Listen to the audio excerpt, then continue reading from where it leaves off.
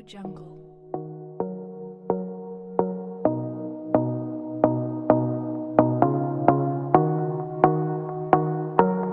Audio Jungle.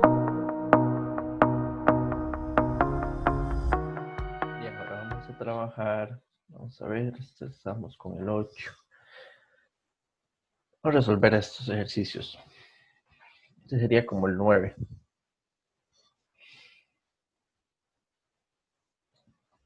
Tenemos tres, definen que estas expresiones son tres funciones de transferencia para sistemas discretos. Si se sabe que son estables, indique además si además son causales. Ok, desasumiendo estabilidad, veamos la parte de causalidad, cómo está relacionada como tal.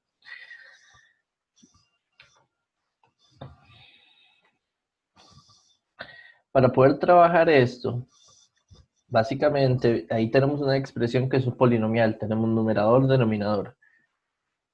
Como lo que conocemos es la función de transferencia, hay que trabajar con lo que son las regiones de convergencia a través de los polos y ceros de la función en sí. Recuerden que los ceros son importantes porque podrían cancelar algún polo y toda esa parte. Entonces hay que trabajar con esto. Vean que la primera función, que es un polinomio de orden 2 definido como 1 menos 4 tercios de z a la menos 1 más 1 medio de z a la menos 2.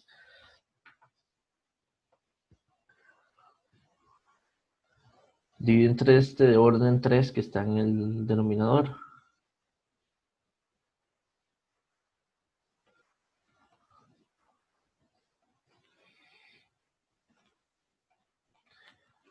Para sacar polos y ceros, recuerden que lo más conveniente es pasar a potencias positivas los polinomios. En este caso, vean que el denominador es de orden 3 y arriba es de orden 2, entonces hay que multiplicar en ambas partes, arriba y abajo, por z a la 3. Y tenemos, digamos, tres cartuchos, como les hemos hablado. Entonces, arriba va a sobrar 1 y 2 van a ser necesarios para lo que es el polinomio cuadrático. Al aplicarlo, la función quedaría así. Y el numerador, el z a la menos 1 se cancela con el z, con uno de los cartuchos, sobrando 2. ¿Qué provocarían que quede así? Con un polo en un medio y un tercio. Es importante sacar las raíces de los ceros que tenemos ahí porque podría haber una cancelación. Y eso es así, nunca se vayan sin chequear eso. Son complejos. Entonces vamos a ver polos y ceros. Polos hay. Hay un polo en infinito. Es este z. Y si se vuelve un infinito, da infinito. De hecho, todo el polinomio es un infinito a la 3 y abajo un infinito a la 2. Entonces que converge a infinito. Y los otros dos polos son finitos o están en posiciones finitas, que es en z igual un medio y en z igual un tercio.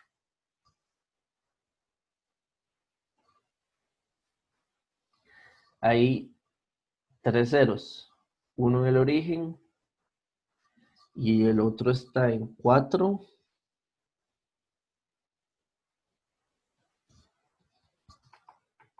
más raíz de 2j sextos.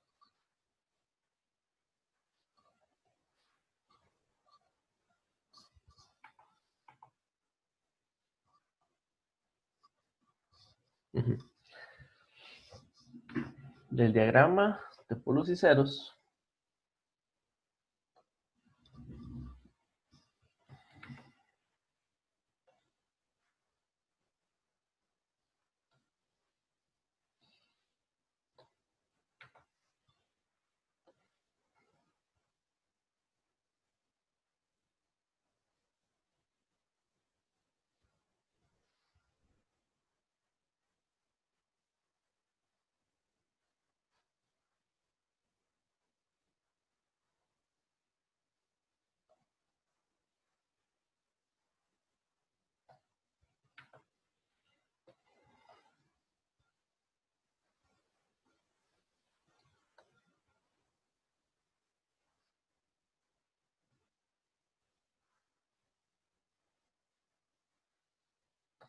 Entonces aquí va más o menos un planteo ahí.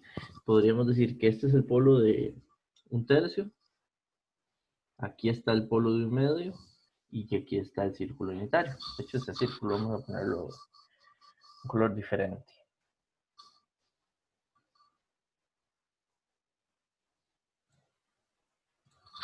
Ok.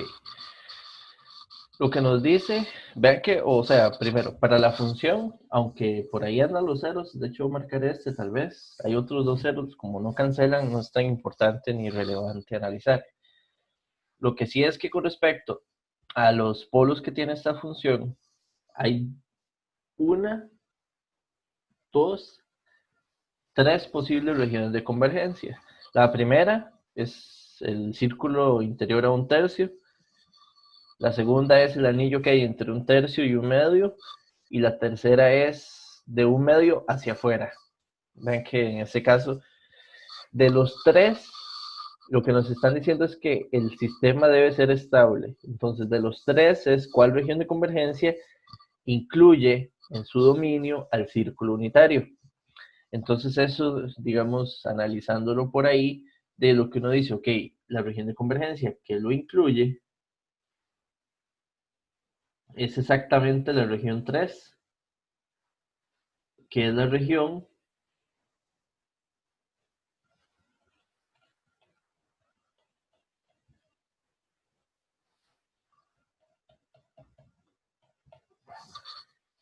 fuera del círculo de radio medio. Y como la región entonces es la exterior a un círculo, en este caso entonces H1 de Z representa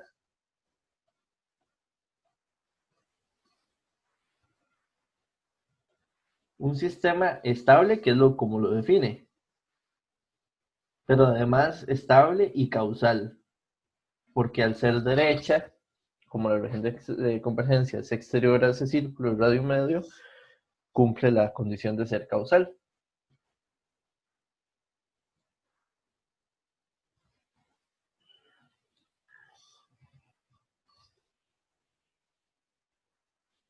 Vamos a resolver entonces para la otra función.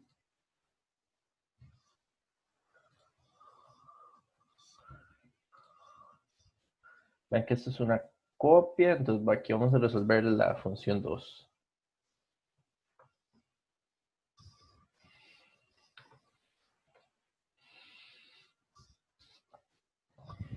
En el caso de la función 2,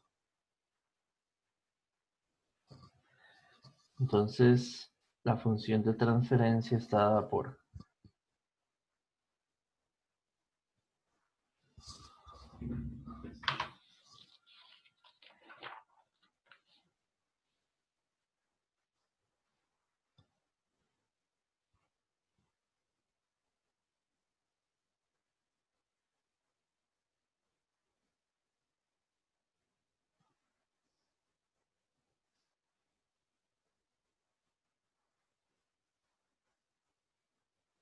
hay un detalle importante.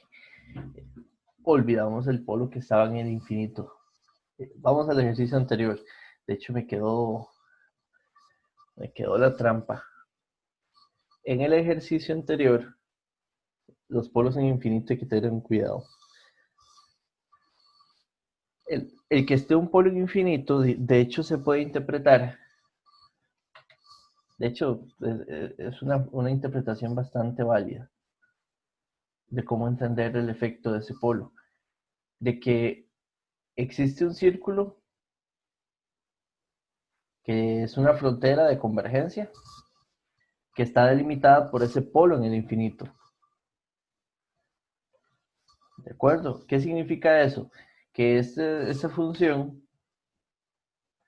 la podríamos interpretar que esta frontera que está definida por ese polo está marcada o está definida por un radio aquí, donde este radio tiende a infinito.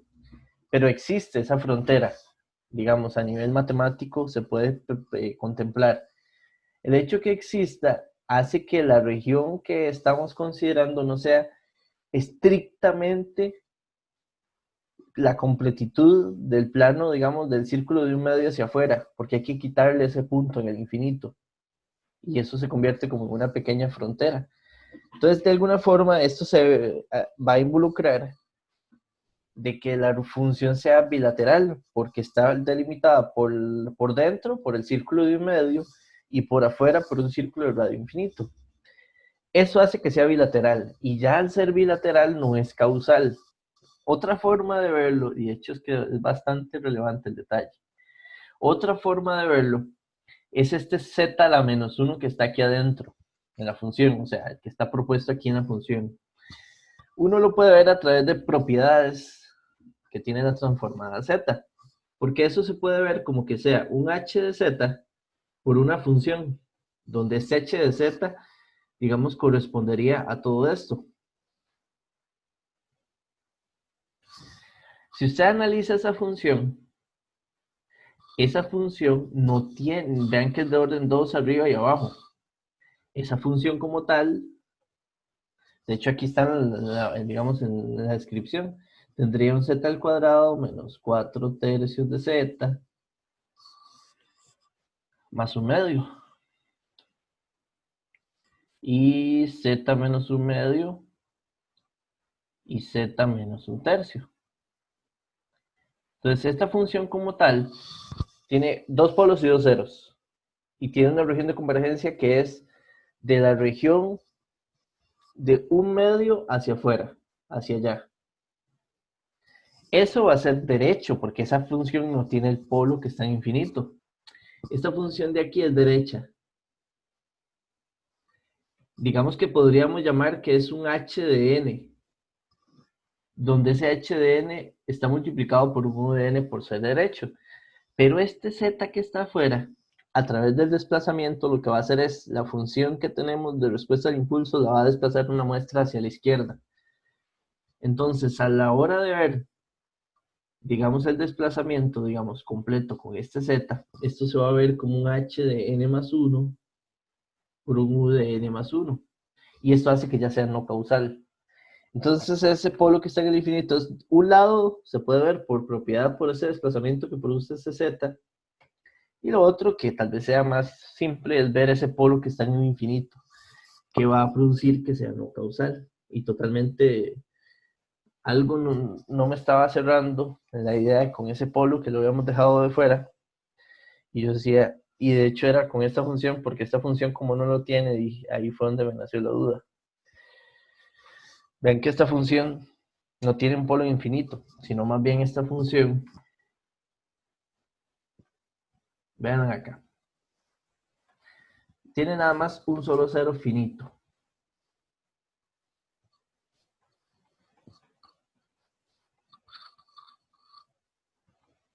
Es que esta función lo que tiene en el infinito es un cero. Y eso fue lo que el papel es muy diferente. Los ceros no tienen ninguna relevancia en la convergencia.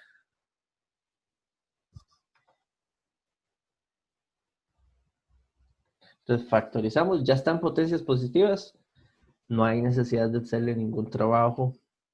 Entonces de una vez podríamos aplicarle factorización.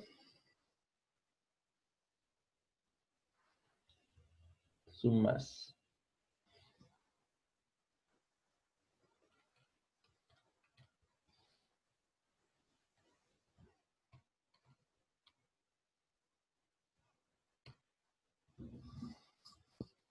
Las raíces están en un cuarto positivo y en menos 3 cuartos. ¿Lo ven? Entonces, si uno dice, ok, polos y ceros, tiene dos nada más y son finitos. Uno está en un cuarto y el otro está en menos 3 cuartos.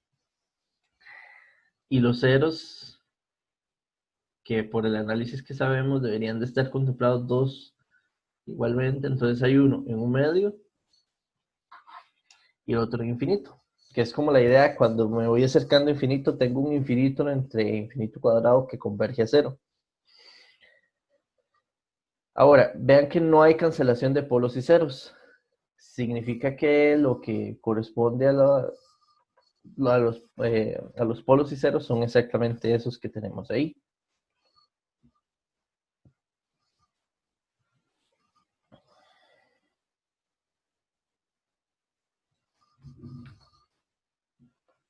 Entonces hay que marcar un polo de un cuarto, que es como chiquitico.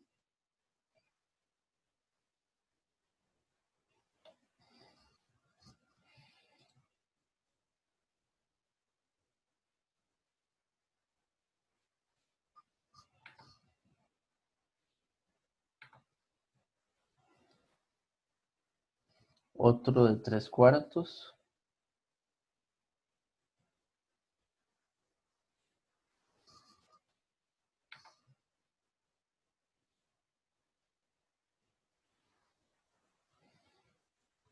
Y el círculo unitario.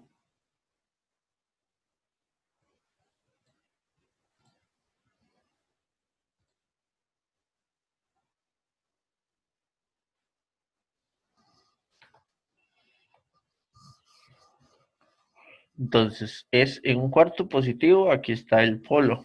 Está en 3/4 negativo acá, el otro. Y llamemos a este, pongámosle un color diferente del círculo unitario. Y aquí sí no existe ese detalle. Primero, hay una primera región de convergencia ahí adentro. Hay una segunda entre este círculo y el otro, y hay una tercera. La que incluye el círculo unitario es la tercera. Por tanto, aquí sí trabajamos, si no hay otra frontera, no hay un polo en el infinito, ni ningún otro polo que defina exactamente eso, otra frontera. Por tanto, sí sería causal. O sea, es el sistema que representa H2, en este caso,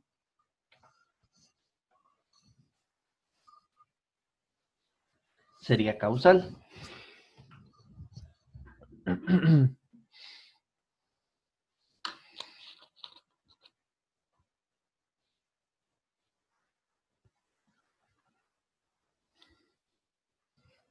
Entonces, pongámosle aquí, ese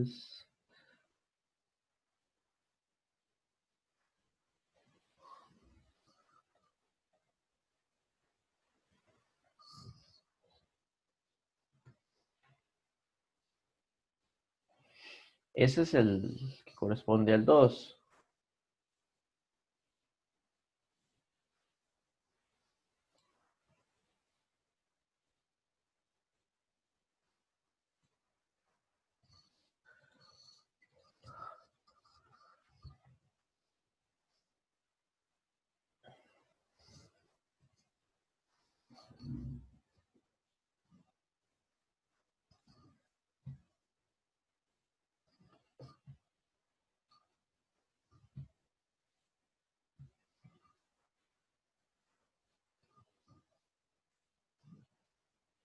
Arreglar aquí un poquito los nombres para que quede.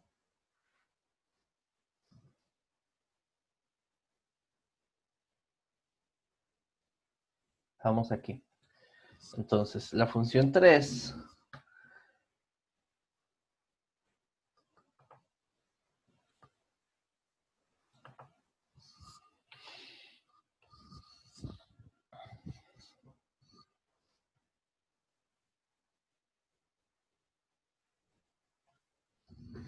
sean potencias positivas.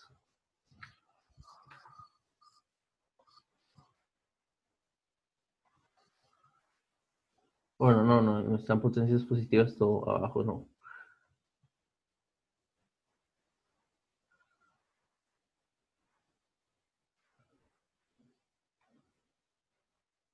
Abajo hay una potencia de orden 3 negativo, entonces esto hay que multiplicarlo arriba y abajo por z a la 3.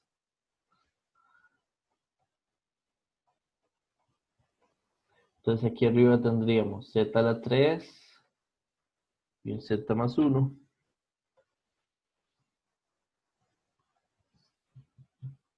Y aquí abajo, bueno, ordenemos esto a ver cómo queda. Sería z a la 4 más 4 tercios z a la 3 No estamos z de menos 1, entonces sería menos 1 medio de z menos 2 tercios.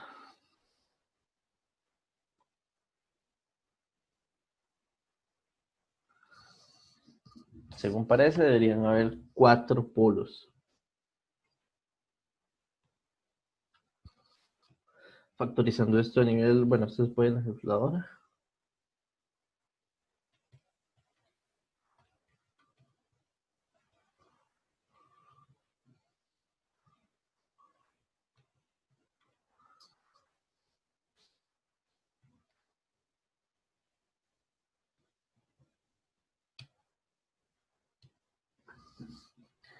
Vamos a ver, hay un polo, llamamos este Z1, en 0,7937. Dejémoslo en 0,79. Hay otro en menos 4 tercios. Y los otros dos son complejos.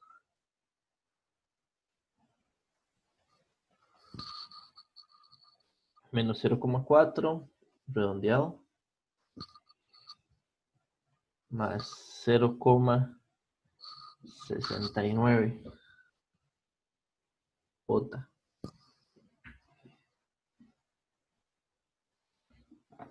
Y este tiene que ser el conjugado.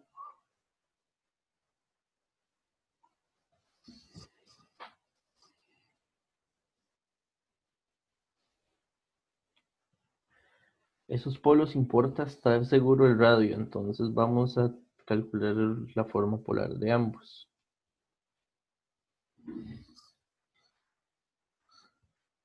Es 0,79, 37 con ángulo de 120. Y este sería 0,7937 con ángulo de menos 120. Este 37 es, vamos a anotar aquí, es 0,7937 0,000526. Y creo que el primer polo de arriba era igual.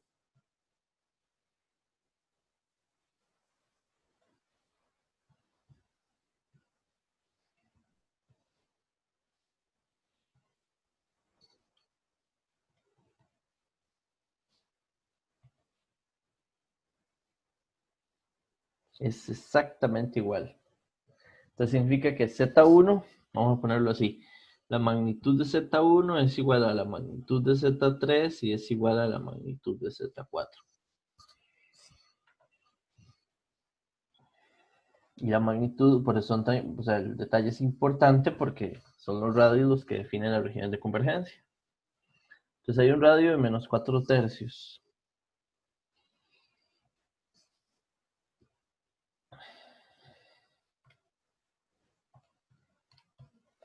Aproximadamente, bueno, voy a marcar este. Voy a decir que este es el círculo unitario.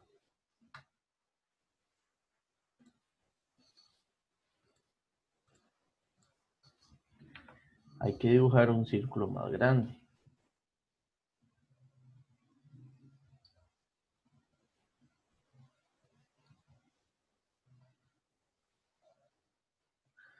Este vamos a decir que es círculo de 4 raíz de 3 y un círculo más pequeño.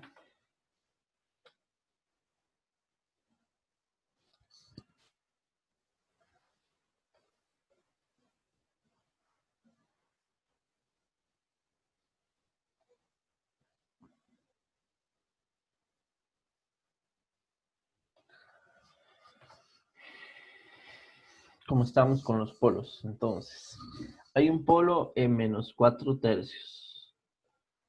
Este es 1. El polo de punto 79 positivo, vamos a decir que es aquí.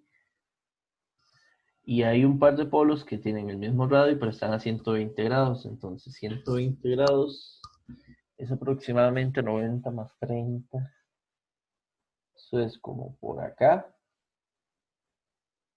como por acá. Digamos que este es Z3 y este es Z4. Entonces, ¿cuántas regiones de convergencia nos quedan? Del círculo este hacia adentro hay una, entre este círculo y el otro hay dos, y del círculo hacia afuera hay tres. Lo que dice es que el sistema debe ser estable. Entonces, de las tres regiones, la que contiene el círculo unitario, para que defina que la respuesta al impulso sea absolutamente sumable, por lo tanto el sistema es estable, es esta. Pero como esta está al límite, es una región que está limitada por dos polos, dos fronteras que definen dos polos. Aquí se me pasó. Ah, no, sí, era aquí. Como esta define la frontera exactamente así, entonces la respuesta al impulso es bilateral. Por lo tanto, H3 tiene respuesta antes de 0 y después de 0, o sea, es no causal.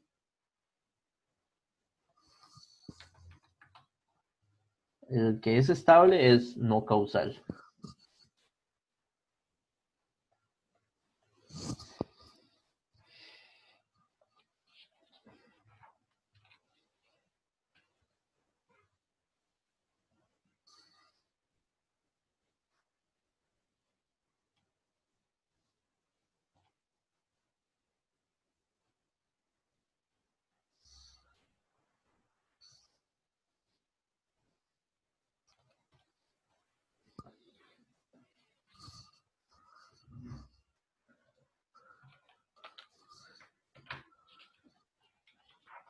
Ahora vamos a ver.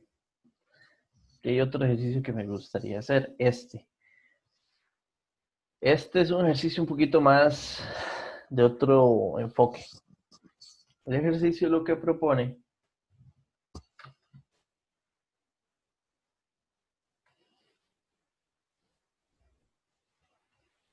un segundo aquí.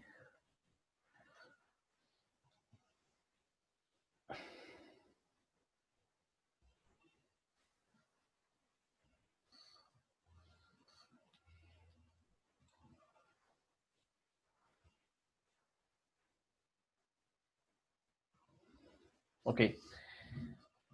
Propone varias situaciones. Dice, empecemos por ir planteando con calma cada cosa que define. Hay un sistema que es DTI, eso es importante.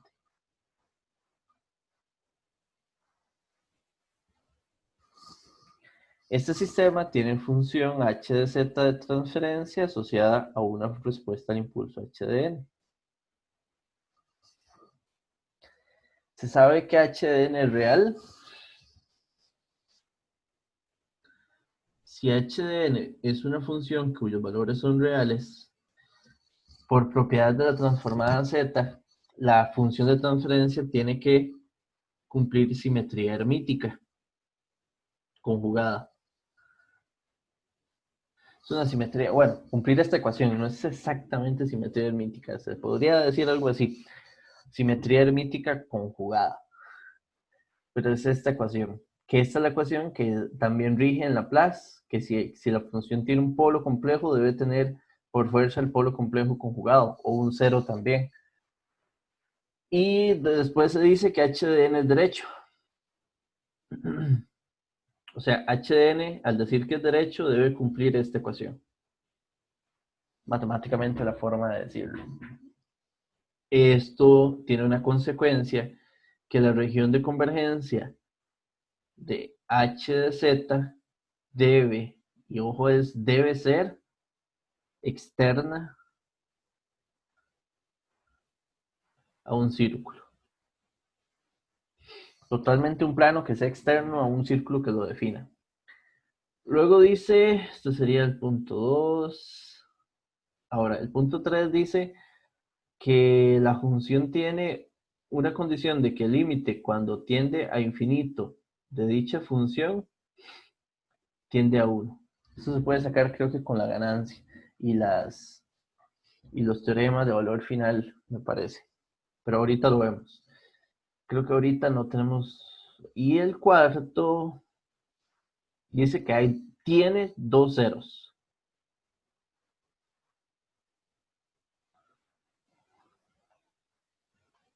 Y el quinto, que el polo que h de z tiene uno de sus polos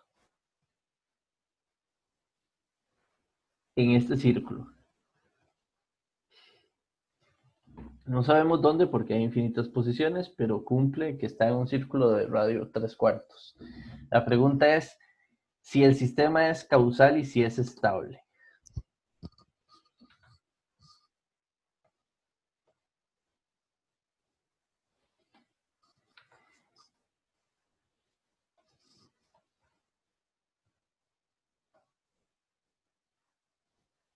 Vamos a jugar con eso con esa información que nos permita trabajar y definir esa condición. Voy a definir que este es el círculo unitario.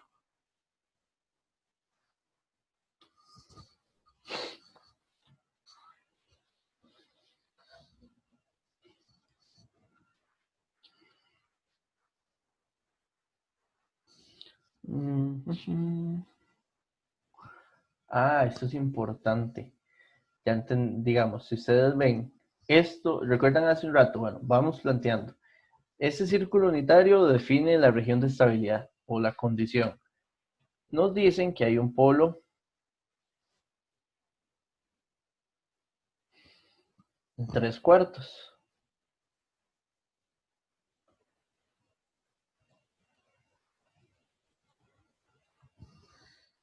En alguna posición hay algún polo que está, digamos, que genera esa frontera de 3/4.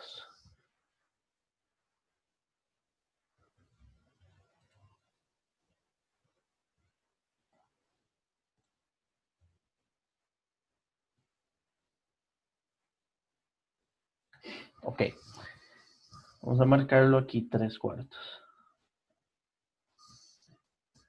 Dice que h de z tiene dos ceros.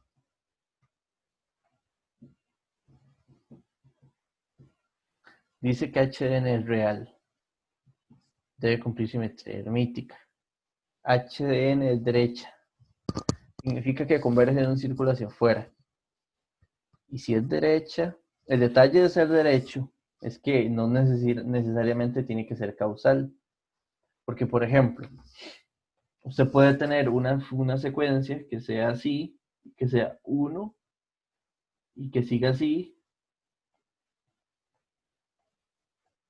Y la definición de que sea derecha y que converja en un círculo hacia afuera, digamos, es que no es derecha del todo, pero bueno, la definición de derecha sí calza de esta forma. De que de este punto hacia atrás, las muestras son cero. Entonces es una función que de aquí hacia allá es derecha. Sin embargo, yo diría que es bilateral. Es que aquí quizás es un asunto un poco complicado porque estas dos muestras son del lado izquierdo. Depende de cómo se defina bilateral. Pero yo prefiero definir bilateral como que ahí tenemos dos muestras. Otra forma de verlo es que tenga un desplazamiento. Vean que puede ser que sea una función derecha que estaba definida de aquí hacia allá y que se desplaza dos muestras hacia acá. Un desplazamiento básicamente es que la función tenga un factor. Recuerden que las funciones que tengan estos factores, z a la k. Un z a la k en potencia negativas, eso se puede ver como igual tenerlo aquí z a la menos k. Que eso, cuando está puesto así, lo que va a suceder es que la función, vamos a ver un detalle importante, ¿qué más se puede ver aquí? Vean, z a la k, bueno, pueden haber desplazamientos. Veamos qué más hay en la información que nos pueda dar una luz. En el infinito, vean que ese límite, de hecho este límite que está aquí, ¿qué significa? Significa que si yo me voy evaluando a puntos cada vez más lejanos en la función, la función tiende a 1. Y si la función tiende a 1, significa que en ese lugar en infinito no hay ceros ni polos. Y eso es muy relevante, que no hayan ceros ni polos. Cuando tiende a infinito, tiende a 1, que es un punto regular. Al no haber ceros ni polos, ni allá ni acá, significa que la función tiene que tener, y tiene dos ceros, o sea, vea que dice hz tiene dos ceros. Entonces hay alguna posibilidad de que esos ceros sean finitos o que estén en el origen. Podría ser una opción. Que estén en el origen sería como que sea la función así. De hecho,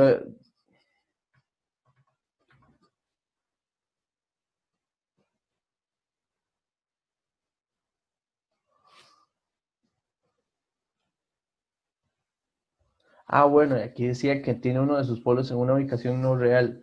O sea, que realmente algún polo está en algún punto por aquí. Y como tiene que cumplir simetría mítica, hay otro polo por allá. De fijo hay dos polos mínimos. Entonces veámoslo así, Z1 y un Z1 conjugado. No sabemos el ángulo, pero están por ahí.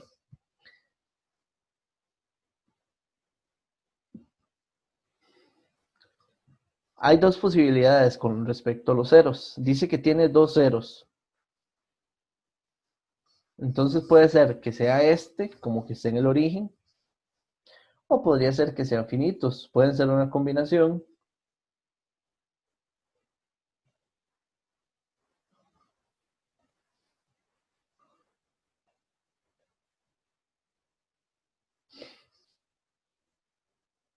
O podrían ser, digamos, este lo puede haber marcado como un Z2. Pueden ser finitos. Ambos, distintos de cero.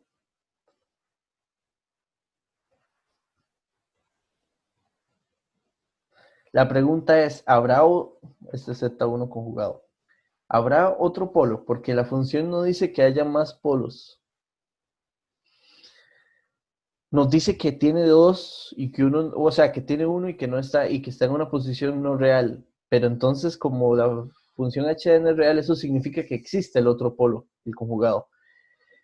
Entonces ya tenemos que hay dos polos al menos y dos ceros y solo dos ceros. Y que en infinito no hay ceros ni polos. Entonces la pregunta es, si usted pone un polo más, hay dos posibilidades que es para ese polo. Es que esté aquí. Vean que ahí es un polo en el infinito. Pero ese polo no puede estar ahí. Porque en el infinito no hay polos. Entonces ese factor que está aquí tampoco puede estar porque ya tendríamos, o sea, de hecho,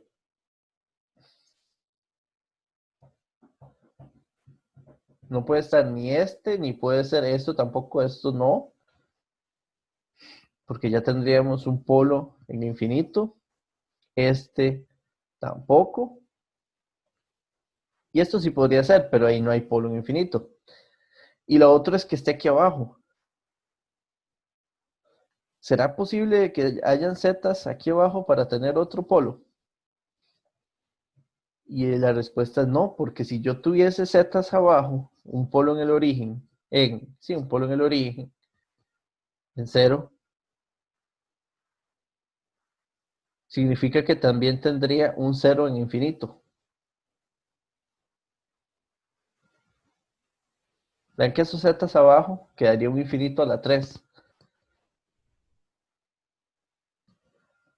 Eso produciría que yo tenga en el infinito un cero. Entonces esos factores, al decirnos ese que el límite de hz, lo que básicamente nos dice es que estos factores aquí no pueden existir.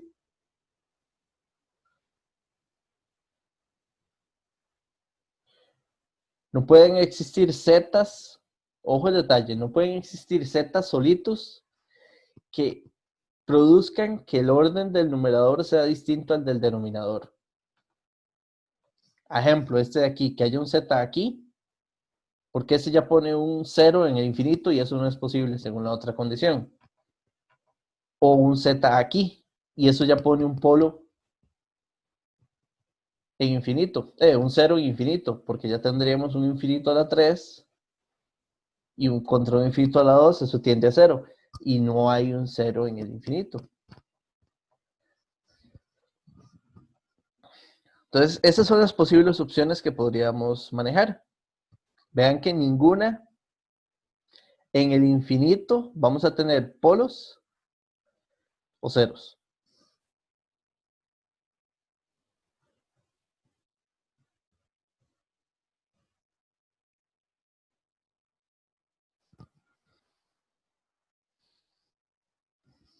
Ok.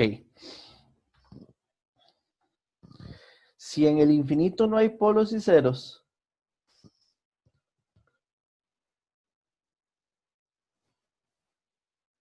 vean que tampoco puede haber otro polo más. Digamos que usted dice que hay un polo ZX extra. La posibilidad de que exista un polo ZX. En cualquiera de los casos. Si ese polo existe, produce que el denominador sea de orden 3 y los de arriba no pueden ser mayor a 2 porque dice que solo tiene dos ceros.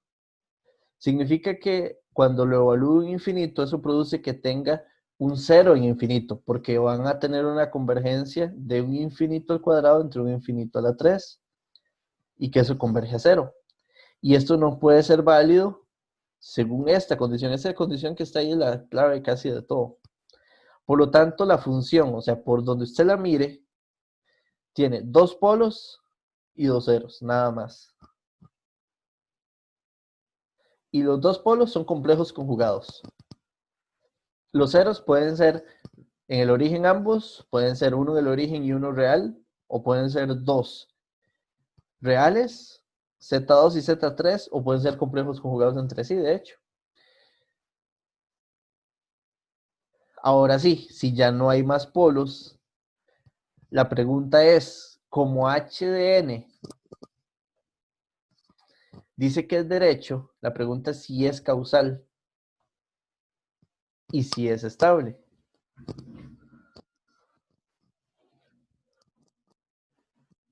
Estable sí es, porque siempre va a tener el círculo unitario. Entonces la respuesta es si es estable.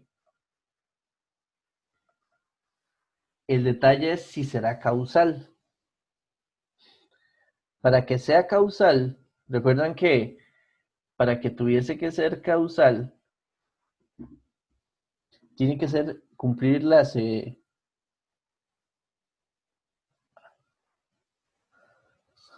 segunda condición.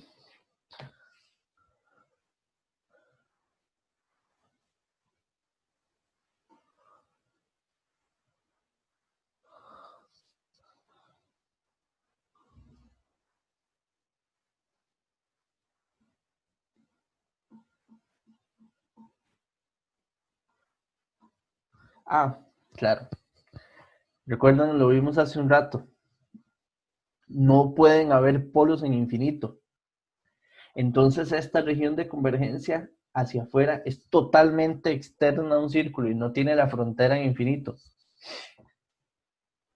¿De acuerdo? Como no tiene esa frontera en infinito, significa que sí es causal. ¿Qué es eso? Significa que sí es causal. Que es una región externa completamente, incluyendo infinito. Porque no hay polos ahí basándose en esa condición. Esa condición básicamente respondió la mayoría de los detalles o hizo que la mayoría de los detalles fueran ciertos. Otra forma de verlo, hay alguna forma de verlo que si uno tiene, digamos, un h de z y lo relaciona así. Recuerden que h de z, ¿cómo se define?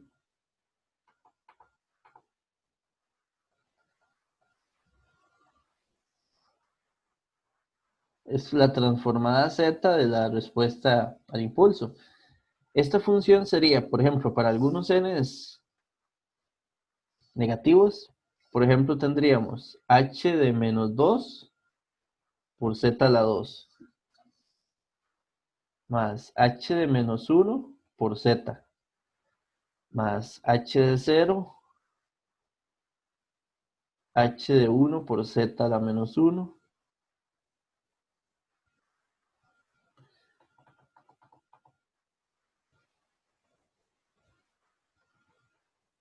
Y ahí sigue. Como la expresión que de esta, el punto 3, dice que no hay polos en infinito, de estas expresiones así en forma expandida, vean que la parte de Taylor, que es z, z al cuadrado, z a la 3, que es la parte de Taylor, si la parte de Taylor tuviera algún término, si lo evaluamos en infinito, da infinito toda la serie. Pero no puede dar infinito porque no hay polos en infinito. Significa que esta función, a fuerza de estos términos, todos los términos negativos de la muestra negativa de la respuesta al impulso son cero. Es otra forma de ver la causalidad. Entonces, digamos, por los dos lados se puede, digamos, justificar de que bajo las condiciones que están planteadas, el sistema debe ser causal.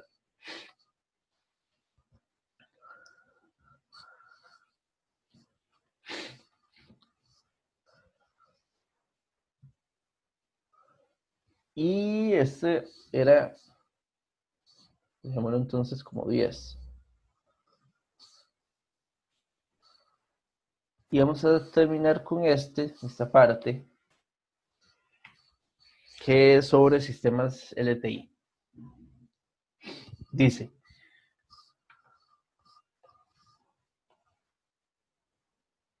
durante el funcionamiento de un sistema invariante, eso es importante, está definiendo aquí un detalle que dice, un sistema es invariante en el tiempo. Se observa que es para esta pareja de esta entrada dio esta salida, esta entrada dio esta salida, esta entrada dio esta salida. Es 3 experimentos que se hizo, digamos, a nivel.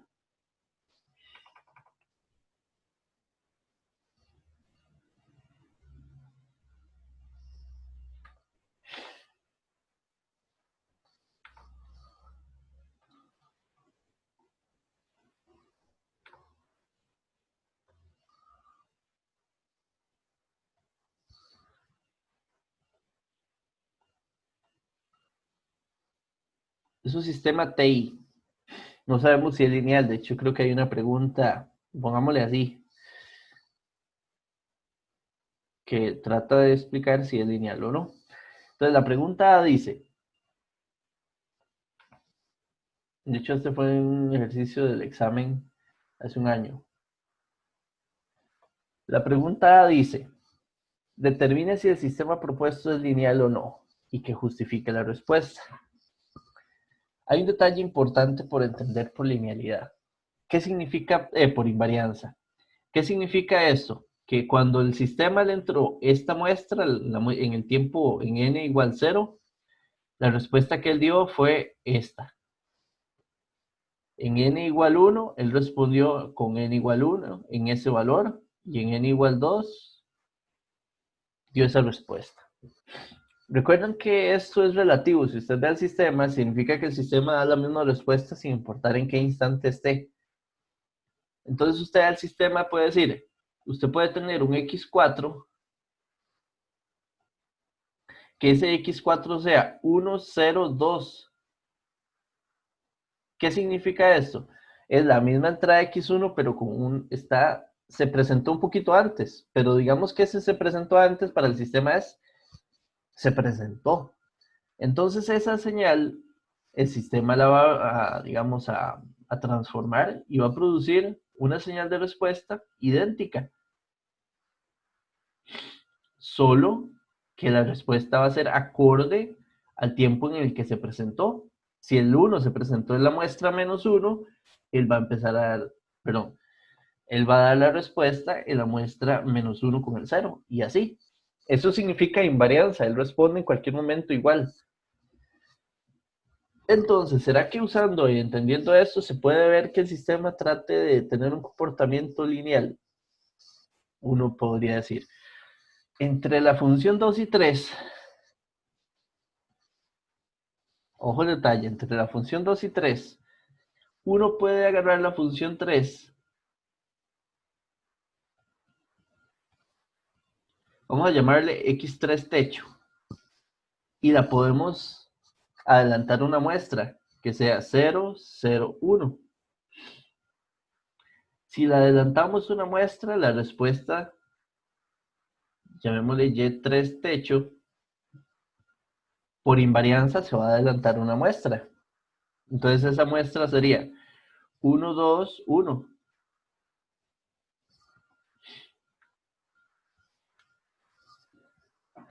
El detalle es que esta función debería, si es lineal, si yo la multiplico por una constante, debería dar la misma respuesta que generamos cuando le pusimos 3. ¿Ven que esta? De hecho, hay una ecuación que aquí está posible de ser cierta. En la entrada lo que hicimos es, si escalamos 3 veces x techo, esto es igual a x2 normal. Pero de que sean igual las respuestas significaría que es lineal y que la señal responde para 3 veces el mismo valor. ¿Y será esto cierto en las salidas? Entonces, ¿quién es 3 veces y3 techo? Es 1, bueno, 1 no, 1 por 3 sería 3, 2 por 3, 6, 3. ¿Y es esto comparable con la respuesta que da el sistema para x2? De la función dice que responde como 1, 0, 1, 0, 2. Para nada, no hay una relación lineal de 3 veces como se generó. Entonces a este sistema, eso es creo que la mejor justificación para decir no es lineal. Porque si fuese lineal esto debería ser cierto. Es como la idea de que si la tensión se multiplica por 3, la corriente se multiplica por 3 si es una resistencia. Entonces aquí esta igualdad que estamos tratando de, que interpretamos, que la pudimos hacer asumiendo, eso sí, esta igualdad la pudimos hacer asumiendo invarianza. Si no, no hubiese sido posible generar. Pero el sistema nos está diciendo que es invariante, por lo tanto la podemos usar esa característica. Y al usarla y darnos cuenta de evaluar esta condición y no ser cierta, el sistema no le queda otra que ser no lineal.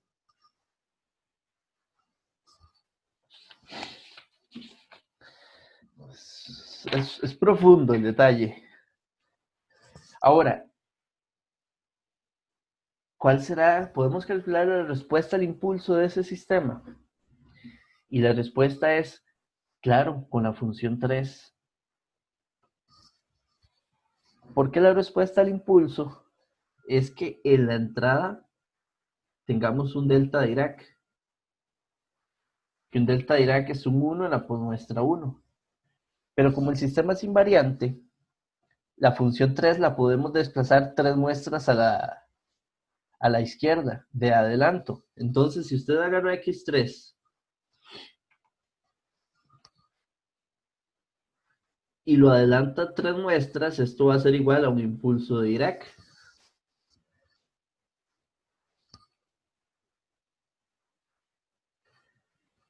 Y entonces la respuesta al impulso debería ser igual a y3 por ser invariante en el tiempo del sistema. De y3 se debería ver nada más igual, plup, plup, plup, 3 adelantos hacia la izquierda. Entonces la respuesta al impulso sería 1, 2, 1. Entonces se mueve 1.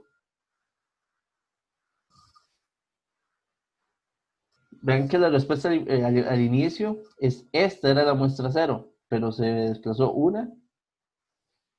Era la 2, perdón, era la 2, entonces se desplazó 1, 2, 3.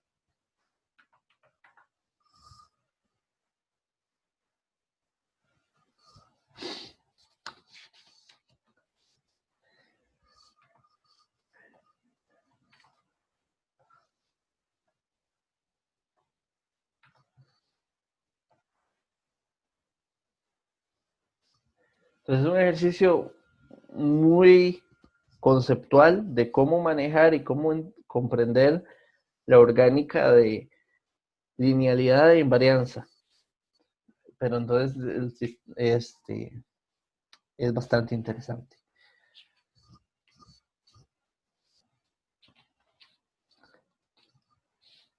Y para terminar, nos hace falta un tema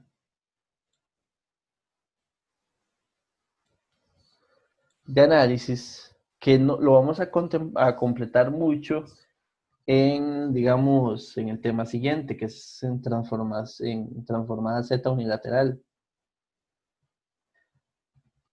Recuerdan que nosotros hablamos de ecuaciones de diferencias hace un poco en las clases. Resulta que las ecuaciones de diferencias era el segundo método de análisis.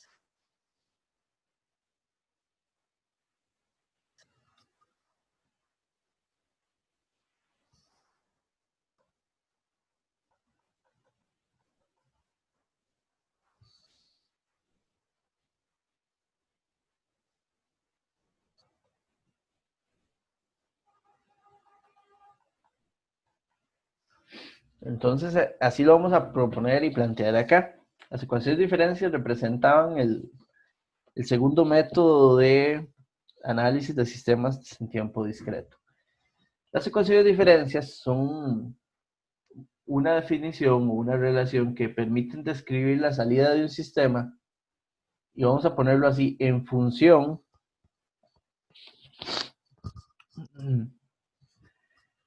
de la entrada. Puede ser entradas anteriores, n puede ser un número positivo real, entero más bien, real, entero positivo, y puede estar definido a partir de salidas pasadas.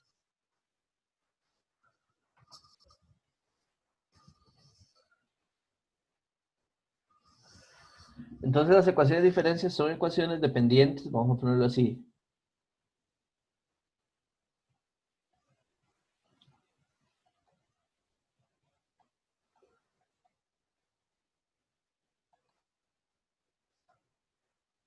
Son ecuaciones dependientes de entrada actual,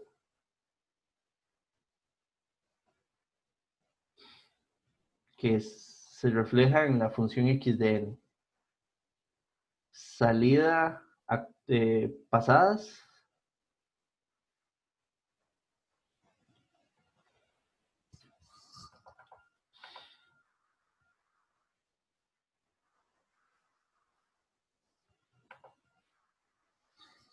y entradas pasadas. ¿A qué se refiere esto?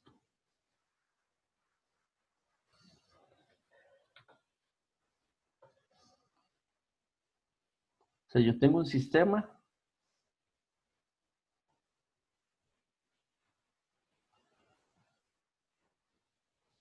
Este sistema, entonces, como tal, va a tener la definición de una señal que se comporta como la señal de entrada del mismo y una respuesta como tal. Recuerden, la idea de esto es cuando en la entrada está x0, el sistema responde con y0. Luego sigue x1, luego y1. Y esto es un procesamiento de una señal, donde la diferencia entre una muestra y otra se define en el tiempo real por el periodo de muestreo, y eso produce una respuesta. Resulta que aquí, digamos, a nivel de interno del sistema, se puede hablar de un concepto de memoria para el procesamiento de la señal a través de una representación de una ecuación de diferencias. Por poner un ejemplo, usted puede decir y de n es igual a un medio de y de n menos 1 más x de n más un cuarto de x de n menos 1. Entonces, ¿qué significa esto? Usted puede decir, Y0, el valor de Y0 va a ser igual a un medio del valor que tuvimos cuando la muestra era -1, más el valor de la entrada que hay ahorita, que eso es lo que se conoce como entrada actual, más un cuarto de la entrada que hubo hacia una muestra atrás, que fue la entrada pasada. Por eso ese cálculo me dice, ok, es tanto. Ese sería el valor de Y0. Luego, en el siguiente ciclo, cuando corresponde ya a la siguiente muestra, usted dice, ¿cuál es el valor de la respuesta al sistema para la muestra n igual 1? Y usted dice, es un medio de y de 0. ¿Quién es y de 0? El que calculamos hace un rato, que lo que tengo que hacer es almacenarlo en una memoria, tenerlo guardado, para en el siguiente procesamiento usar ese valor para poder calcular el y1. Y ahora, ¿quién es la entrada actual? X1. Por eso entonces XN representa la entrada actual en el procesamiento de una ecuación de diferencias. ¿Y quién es este otro? Va a ser un cuarto de X0, que es la entrada anterior. Entonces, por eso, en la dependencia de ecuaciones de diferencias puede existir la dependencia de la entrada actual, salidas pasadas y entradas pasadas. Vean que nunca hablamos de futuro, porque no es posible. ¿Cómo yo puedo calcular ahorita? O sea, una ecuación que es imposible es de que ustedes digan que aquí, por ejemplo, vamos a ponerlo así, que esta ecuación tenga este término.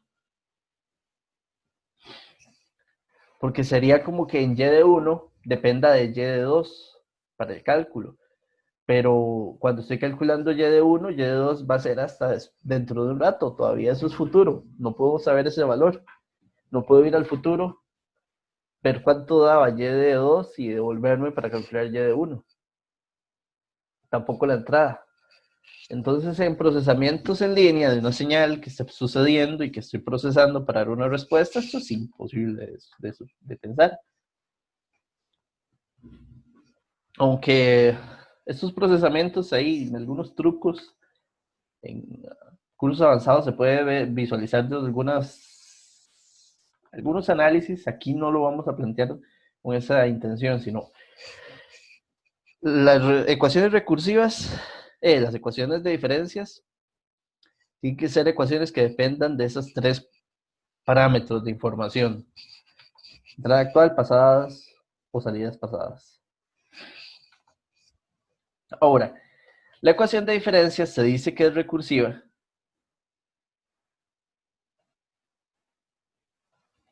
entonces la ecuación de diferencias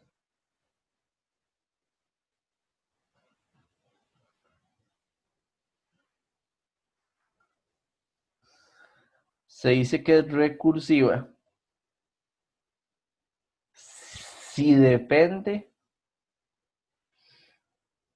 de salidas pasadas.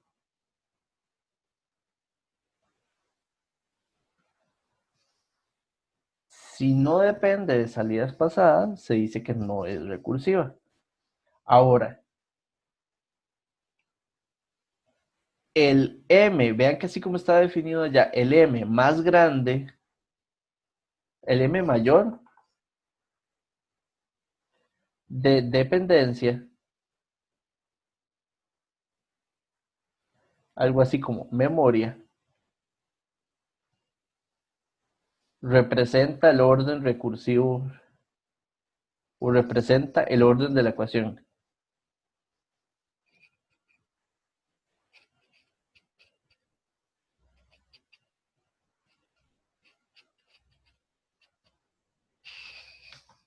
¿A qué me refiero con el orden?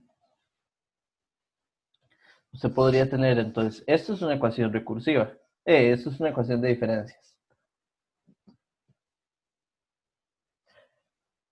Lo otro es que solo puede ser, o sea, las ecuaciones de diferencias tienen que ser una combinación lineal de estas señales.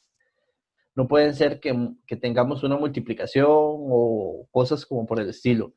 Tienen que tener esa estructura. Pueden estar multiplicadas por constantes, así como están, digamos, acá, que aquí hay una constante, aquí hay un 1, y aquí hay un cuarto, y tienen que estar definidos como una combinación lineal, sumándose o restándose. Si tienen esa forma, las ecuaciones de diferencias, si respetan esa estructura, el sistema es LTI. Eso es importante también. Entonces, por ejemplo, este es una ecuación de diferencias de orden 0, LTI. Pero yo si tuviese algo así,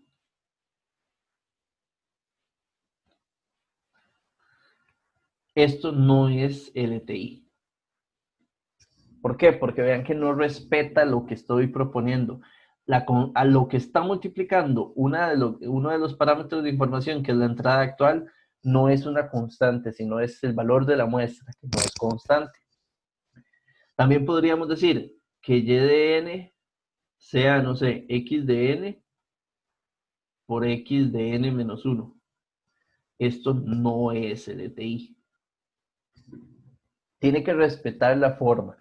Una suma de los parámetros que pueden representar información en estas ecuaciones combinados solo por constantes en forma lineal. Ahora, ¿qué si es LTI? Pues podríamos tener 2 veces x de n más un medio de x de n menos 3. Esto sí es LTI. Y además la ecuación es de orden 0. ¿Por qué orden 0? Porque no depende de entradas, de salidas pasadas. Solo de entradas actual y pasadas.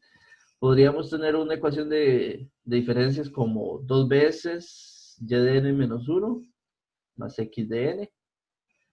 Esto sí es LTI y la ecuación es de orden 1, porque depende de recordar o de la memoria de la salida anterior.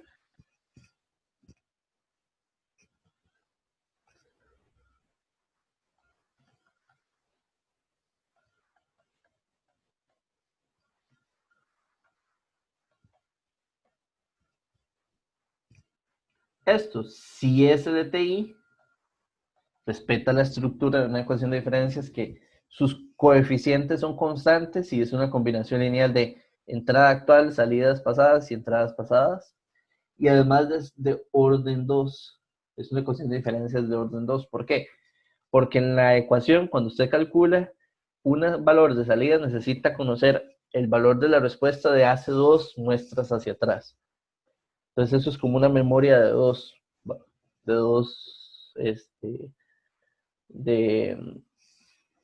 que tenga una capacidad de recordar 2 muestras hacia atrás la respuesta. Y esa es la estructura, eso son lo que representa la ecuación de diferencias. Es una ecuación que permite hacer cálculo de la respuesta de un sistema, pero, ojo el detalle, hay un asunto de que debe existir un pasado.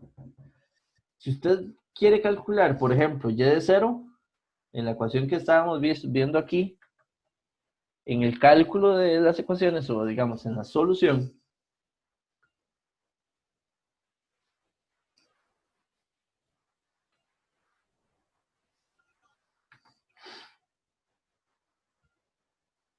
en la solución de estas ecuaciones, si usted quiere calcular y de 0, por ejemplo, bueno, de hecho voy a plantear la misma ecuación que teníamos ahí.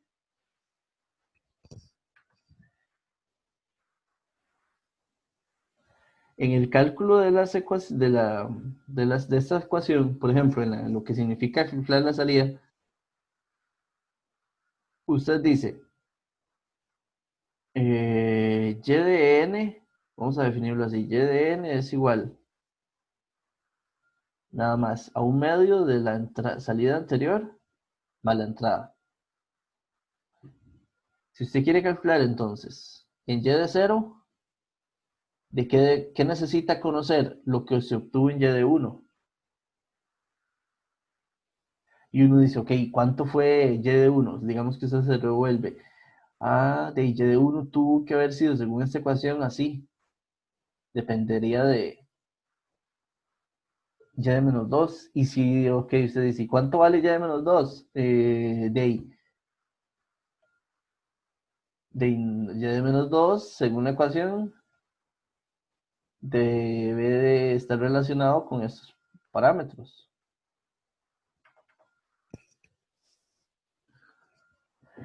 Esta dependencia de un valor inicial o de un valor de condiciones de pasado es lo que hay que estudiar o definir como condiciones iniciales para poder... Si usted no tiene condiciones iniciales para poder empezar a resolver estas ecuaciones, no podemos ser capaces de dar la respuesta del sistema a través de la ecuación de diferencias, porque necesitamos, no sé, por ejemplo, que usted diga, ok, y de menos 2 o y de menos 3 es igual a 2. Ah, entonces dice, genial, este valor lo paso aquí. Este valor produce y de menos 2, después lo paso aquí. Y de menos 1 ahora lo uso aquí. Y y de 0 ya puedo usarlo para seguir calculando y de 1, y de 2, y de 3, y así voy y calculo la respuesta del sistema para una entrada. Entonces, como depende de condiciones iniciales para poder hacer una solución, esto va a quedar para trabajar cuando agreguemos la transformada Z unilateral, que no la hemos agregado, que es la que nos va a permitir en el dominio Z manejar condiciones iniciales. Sin embargo, eso es lo que son ecuaciones de diferencias. Y lo que vamos a hacer, como digamos ejercicio de esta parte final,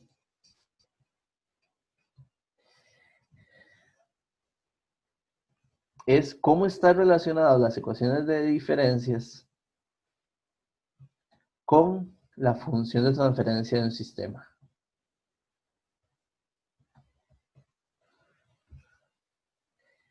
Para entender la relación que tienen ambas.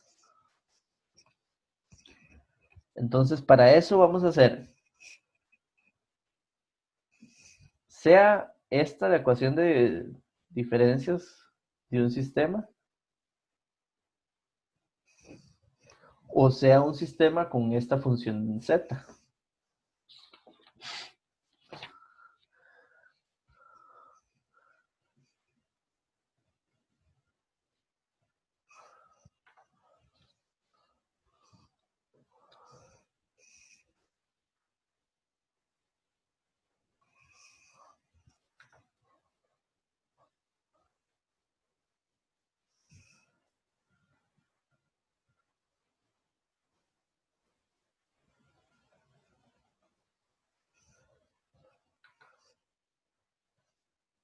La parte interesante de esto es que si usted conoce cualquiera de las dos, puede definir digamos, si en este caso conocemos la ecuación de diferencias, podemos sacar la función de transferencia del sistema.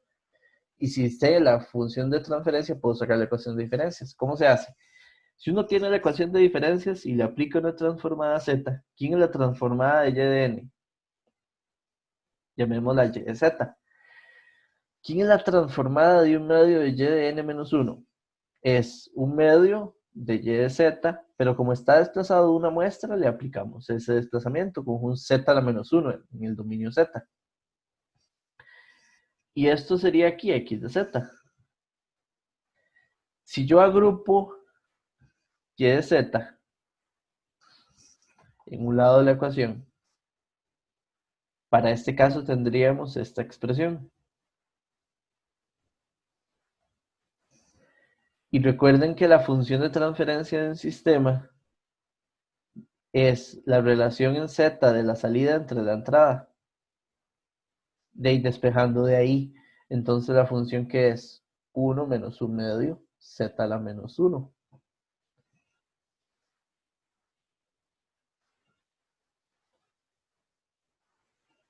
Y de hecho que hasta se conocería la respuesta al impulso y demás.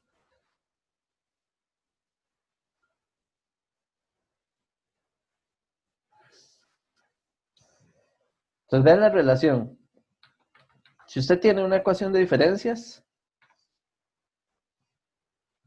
que sea como la propusimos, una suma de entrada actual, entradas pasadas y salidas pasadas combinadas linealmente por constantes, va a tener en la frecuencia z o en el dominio z funciones racionales, polinomio entre polinomios siempre.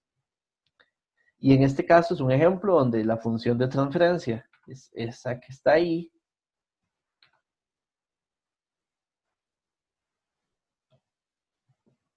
Y la respuesta al impulso correspondería, de hecho, en este caso, hasta esa. Ahora, si uno conoce la función, ¿cómo generar la ecuación de diferencias? Es el mismo procedimiento hacia atrás. ¿Por qué hacia atrás? Porque usted dice, esto es y de z entre x de z. Si usted entonces devuelve aquí una multiplicación hacia allá y otra multiplicación hacia allá, tendríamos que y de z multiplica este polinomio.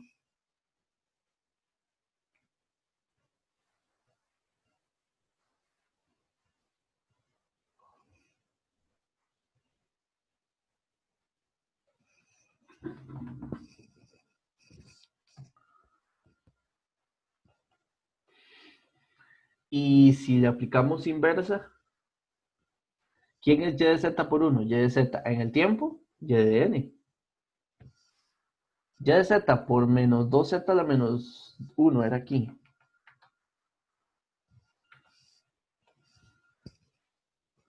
Y esto es menos 2 veces y de n menos 1. Y luego tendríamos menos 1 medio y de n menos 2. Porque este z a la menos 2 produce un desplazamiento de la señal de dos muestras, derecha. Y esto es igual a un sexto de x de n menos un tercio de x de n menos 1. Y de aquí ya yo encuentro cuál es la ecuación de salida de diferencias. Vean que es recursiva porque depende de salidas anteriores. De orden 2 porque depende de la salida tras anterior, en cualquier caso.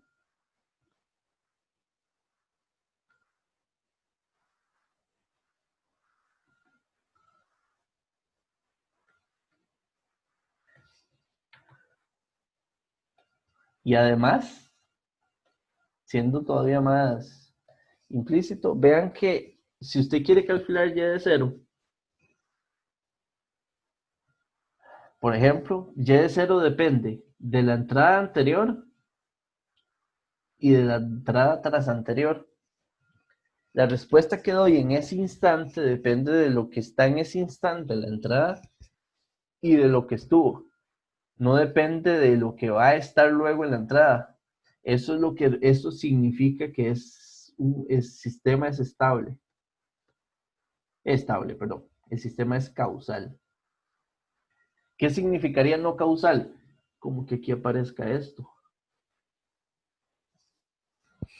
¿Por qué? Porque yo pensaría que si está ese término, el valor de una muestra que tengo que calcular depende de un valor que todavía no está en la entrada. Estaría dando una respuesta antes de que esté ese valor en la entrada. Entonces, este término que está aquí, cualquier término similar, produciría no causalidad. Ojo a ese detalle, para ver, digamos, cuando uno ve ecuaciones de diferencias, ese término, o sea, de esa forma, definitivamente de una vez definiría no causalidad en la definición del comportamiento de un sistema. Entonces aquí terminamos con esta parte y luego vamos a trabajar con la parte de Z unilateral para empezar ya a cerrar los contenidos. Audio Jungle.